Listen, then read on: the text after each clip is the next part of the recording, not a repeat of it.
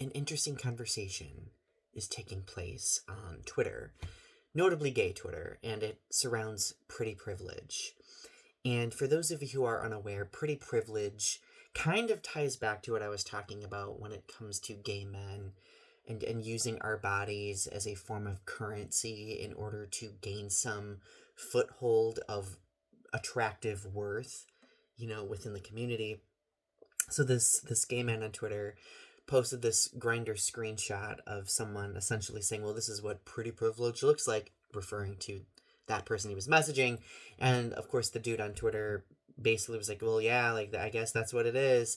And people like just eviscerated this person on Twitter, basically being like, oh, well, you're not attractive, like just a lot of bullying, like really really gross behavior. But it does not negate the importance of the conversation surrounding pretty privilege, because I do think it is very much a real thing. It comes in varying degrees. And I think that as gay men, we don't often talk about pretty privilege. So, of course, you know me, I wanted to tie it into the conversation about gay loneliness, because I do think that pretty privilege does enter the picture at some point when we realize that early on, our only access to self worth is using our attractiveness or our bodies as currency. And if you have pretty privilege, if you are attractive based on the media standards that gay men tend to latch onto, then you're pretty good. You develop a sense of belonging, you develop connections with people, you experience the intimacy that you want. Whereas for a lot of other gay men, they don't have that luxury, and it really causes a lot of isolation. And and of course, one thing that we should mention is that those who do have a considerable degree of pretty privilege are often not afraid to use it, and they often gatekeep and really limit spaces among gay men based on that attractiveness. And I experienced this myself, obviously, through college. I've mentioned this in prior videos, especially the one that I referenced earlier. But like when I was in college, I did not have a lot of pretty privilege. I definitely did not fit this aesthetic standard established in the gay community. And for a long time, I at my own expense, like at the expense of my physical health and mental health, would do so many things and go above and beyond to try to curate this pretty privilege in order to feel like I was a part of this attractive in crowd.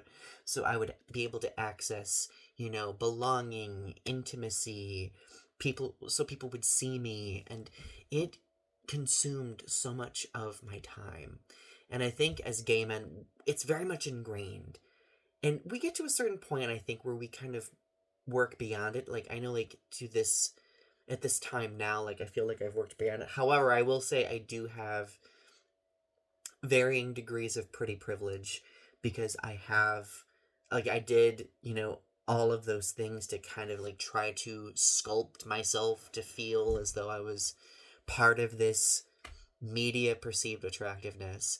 I'm at least now I'm able to kind of like note when I'm doing that, so I can kind of catch myself before it becomes an issue. But I think that it is a very insidious issue, and I think that a lot of gay men don't really acknowledge it. And I think many of us willfully don't acknowledge it because pretty privilege does create a considerable sense of power. The only issue here is the more we embrace that quote unquote pretty privilege, the more it happens at the expense of those who are most isolated in our community. And I think we need to be very mindful of that. And the truth is, this does intersect in so many different ways. I just did an episode of the Gay Loneliness series about intersectionality. This intersects with so many different identities and multi-marginalized, intersections within the community, because a lot of this pretty privilege is defined by cis white gay men.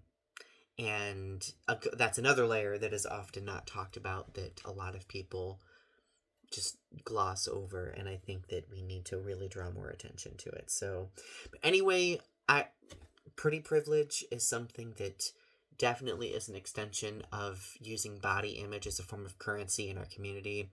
I would say that it's one of the most powerful forces motivating that. And I hope that maybe if we continue having conversations about it, we might be able to help undo some of the damage, whether it be the damage people with pretty privilege inflict on others, or the damage that we cause ourselves if we try to, like I did, force ourselves into being that aesthetic at the expense of our health and our mental health. But anyway, share your thoughts in the comment section below. What do you think about pretty privilege? Do you think it's really a thing? Am I just being over dramatic? Possible. Never know. I do value a good conversation. Click like. Don't forget to subscribe to my channel, and thank you as always for listening. Bye.